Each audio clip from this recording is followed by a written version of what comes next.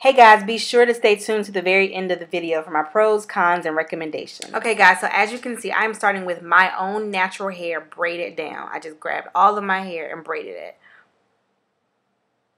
Right here, I have installed the pre-twisted hair. So again, get you pre-braided or pre-twisted hair and just install it. So one of the recommendations I am going to make is that you use thinner hair. And we'll talk more about that at the end.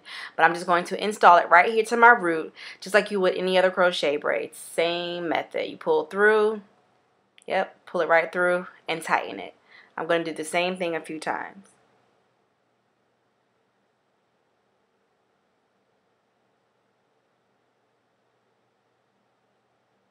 Pull through again, and tighten. One more time, I'm grabbing that individual hair, going to the root of my hair, putting the crochet needle through, pulling the twist through, knotting it by pulling it through the hole, and tightening. So I have done my entire head. I have twists installed on every braid in my hair. I actually love these twists right here. Alright, so now what I'm doing is showing you the method that I use to wrap. I am wrapping the hair, the kankelon hair, a short end, grab it, wrap that short end just a little bit.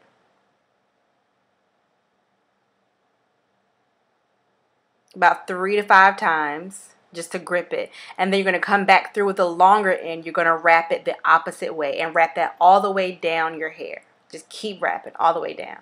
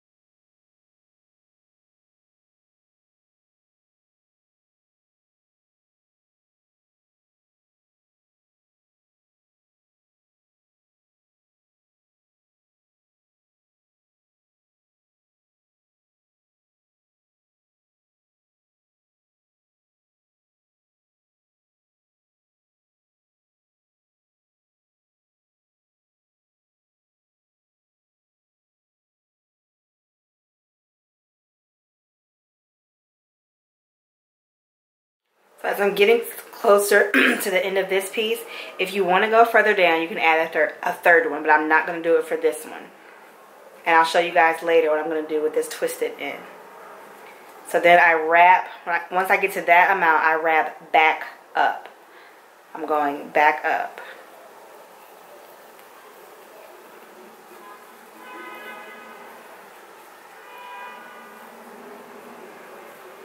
Go back up until you have no more hair left.